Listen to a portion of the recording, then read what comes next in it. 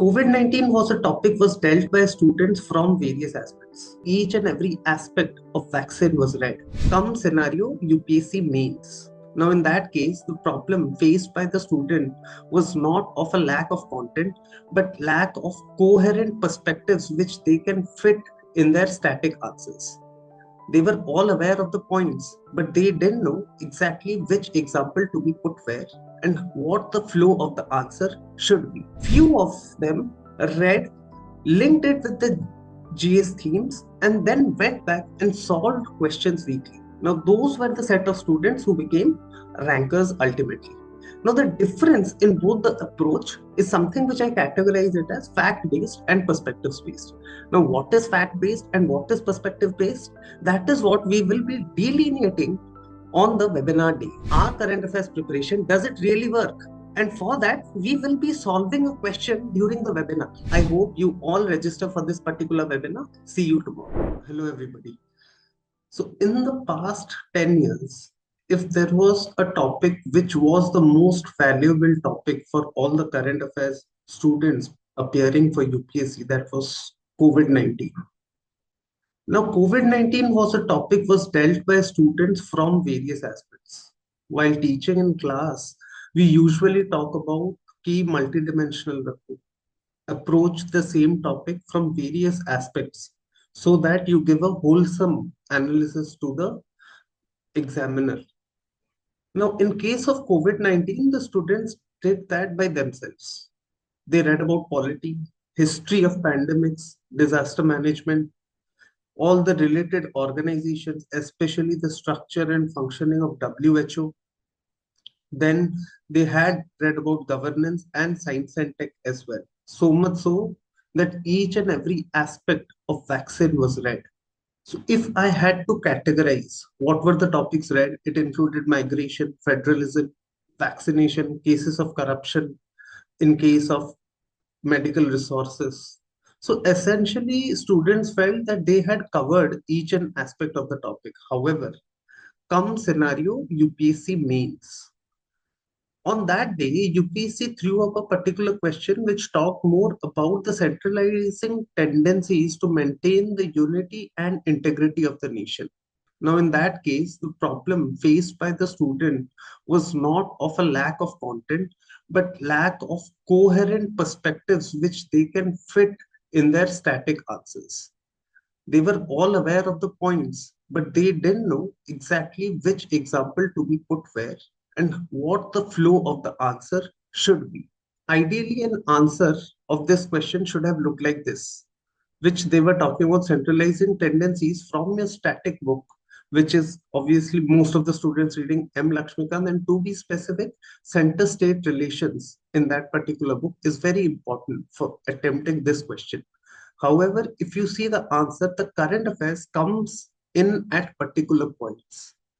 So essentially, if I had to categorize the students who attempted that year's papers, included of three kinds of students. Some who read their news in silos. They conveniently went back to the prelims preparation because they were not able to clear the prelims. Some of them read the news and linked them with GS themes. And they probably went into the interview, or else most of them went into the prelims prep. Now, few of them read, linked it with the GS themes, and then went back and solved questions weekly. Now, those were the set of students who became rankers ultimately. Now, the difference in both the approach is something which I categorize it as fact-based and perspectives-based. Now, what is fact-based and what is perspective-based? That is what we will be delineating on the webinar day. Now, and how do you apply all the current affairs which you have read in your answers to fetch more marks? That will be a second aspect of webinar. Along with that, we will take some of the news items which have been in news in the past few days and see if we can try and preempt UPSC. Even if we are not able to do that, we should be able enough to attempt any question that UPSC throws us at that particular current affairs topic. Now, in current affairs, especially what happens is a student reads the topics, remembers it, memorizes it.